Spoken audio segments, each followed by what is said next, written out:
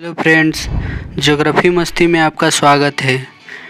तो चलिए आज हम बात करने वाले हैं रक्षाबंधन के बारे।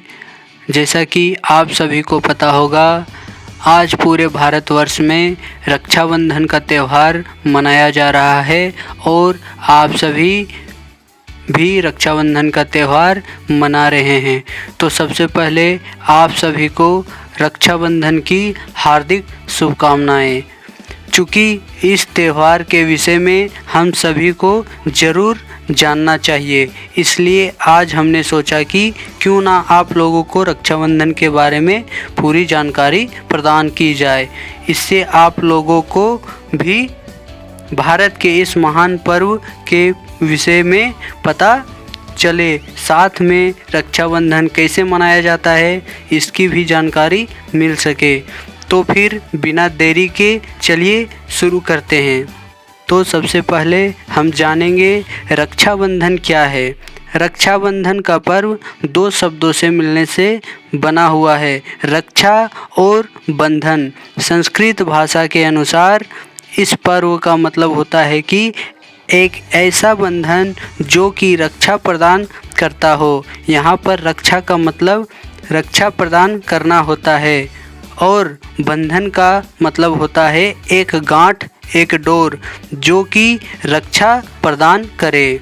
ये दोनों ही शब्द मिलकर एक भाई बहन का प्रतीक होता है। यहाँ ये प्रतीक केवल खून के रिश्ते को ही नहीं समझा जाता, बल्कि ये एक पवित्र रिश्ते को जताता है।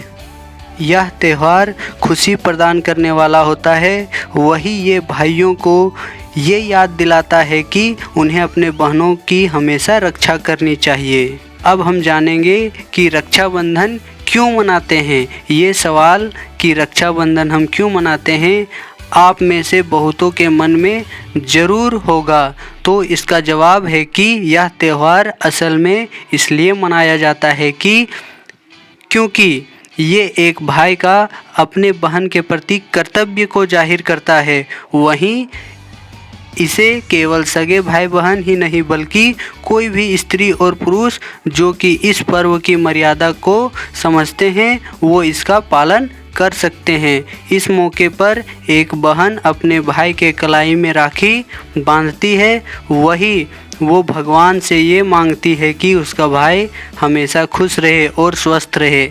वही भाई भी अपने बहन को बदले में कोई तोहफा प्रदान करता है और ये प्रतिज्ञा करता है कि कोई भी विपत्ति आ जाए वो अपने बहन की रक्षा हमेशा करेंगे।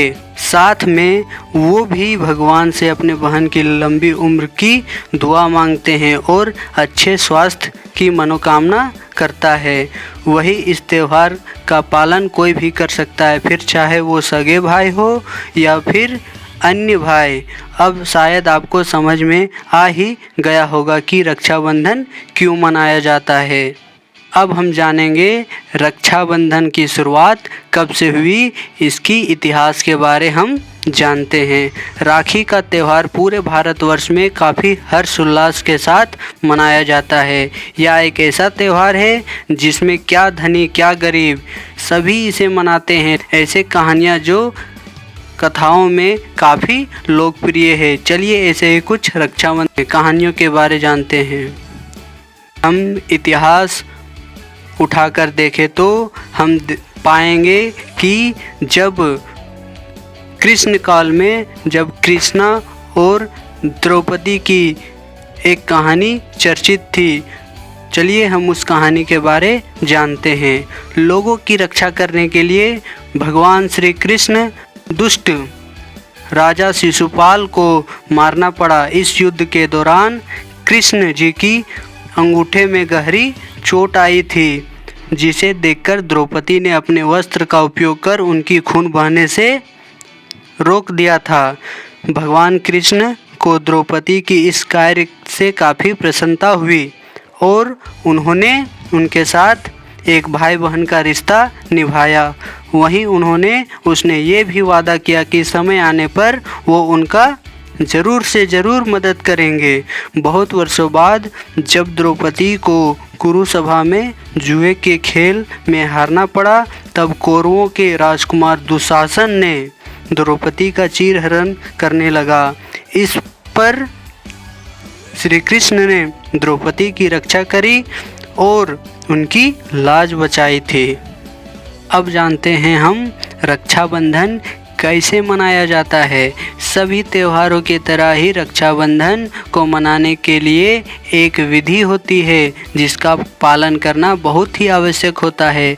तो चलिए इस विषय में विस्तार पूर्वक जानते हैं। रक्षाबंधन के दिन सुबह जल्दी उठकर नहा लेना होता है। इससे मन और शरीर दोनों ही पवित्र हो जाता है। फिर सबसे पहले भगवान की पूजा की जाती है। पूरे घर को साफ कर चारों तरफ गंगा जल का छिड़काव किया जाता है। अब बात आती है राखी बांधने की। इसमें पहले राखी की थाली को सजाया जाता है। रक्षाबंधन के पवित्र त्यौहार के दिन पीतल की थाली में राखी, चंदन, दीप, कुमकुम, हल्दी, चावल के दाने, नारियल और मिठाई रखी जाती है।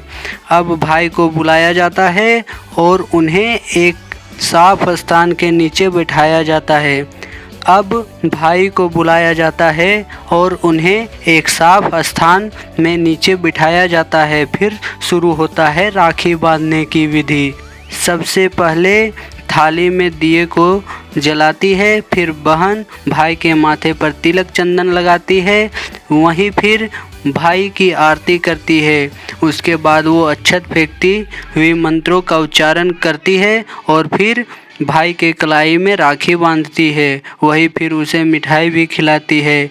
यदि भाई बड़ा हुआ तो बहन उसके चरण स्पर्श करती है, वही छोटा हुआ तो भाई करता है। अब भाई अपने बहन को भेंट प्रदान करता है जिसे कि खुशी खुशी लेती है। एक बात की, जब तक राखी की पूरी विधि पूरी ना हो जाए तब तक दोनों को भूखा ही रहना पड़ता है। इसके पश्चात राखी का रस्म पूरा होता है। तो यह वीडियो आपको कैसा लगा कमेंट बॉक्स पर हमें ज़रूर बताएं और चैनल को लाइक और सब्सक्राइब करना ना भूलें। तो फिर मिलते हैं अगले वीडियो में। जय हिंद।